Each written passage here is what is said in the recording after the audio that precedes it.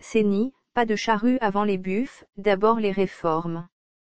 La condition de la réforme de la centrale électorale avant la désignation de ses animateurs est logique. Elle sous-tend l'organisation d'élections apaisées, après les couacs de 2006, 2011 et 2018, une voie indispensable à même de poser les bases de la transformation politique du pays.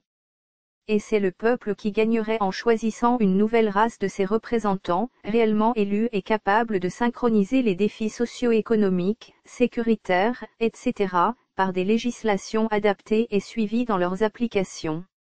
La pression populaire autour de la désignation dans une procédure opaque du président de la Commission électorale nationale indépendante, CENI, et son entérinement, précipité, par l'Assemblée nationale a finalement payé. L'argument était suffisant et avec raison pour le président de la République de botter en touche la démarche de l'Assemblée nationale dans un contour flou. Des manifestations enregistrées à ce sujet, il est clair que la sentence populaire, du reste, sans appel, est celle des réformes électorales dans le but de corriger les choses et d'éviter non seulement des ratés comme par le passé, mais aussi des contestations post-électorales. Il y a donc lieu d'envisager des élections moins conflictuelles en 2023 en agissant maintenant. Cette action passe inévitablement par la voie du consensus qui doit être dégagé entre toutes les parties prenantes, acteurs politiques et société civile. Des initiatives en ce sens sont légion. Et de l'avis des observateurs, il appartient au chef de l'État de formaliser la démarche pour, notamment, définir le cadre des échanges citoyens.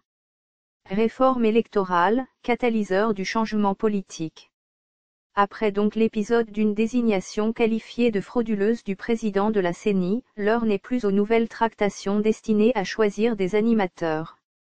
C'est une étape, en principe, qui devra suivre celle des réformes à apporter au processus électoral. Faire le contraire comme le veulent certains acteurs qui ne misent que sur des agendas impropres aux intérêts du peuple, c'est placer la charrue devant les buffles. Il faut justement conditionner la désignation des animateurs de la CENI à la réforme de sa structure. De ce point de vue, tous ceux qui s'en tiennent, dans un élan républicain, au changement après les couacs de 2006, 2011 et 2018 sont unanimes.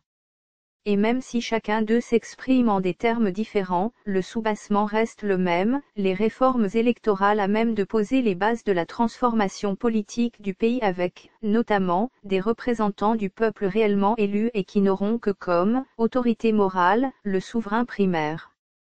Si déjà l'on s'accorde sur la fonction principale des élections qui réside dans la désignation des dirigeants et représentants du peuple, un entendement commun devra aussi se dégager sur le vote qui ne devient significatif que s'il est libre et sincère, c'est-à-dire qu'aucune contrainte ne doit être exercée sur l'électeur au moment du vote et que les résultats proclamés correspondent au choix des électeurs.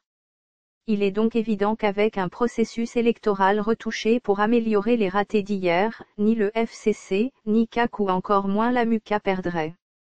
Au contraire, seule la RDC va gagner en s'offrant une nouvelle race d'élus capables de synchroniser les défis socio-économiques, sécuritaires, etc., par des législations adaptées et suivies dans leurs applications.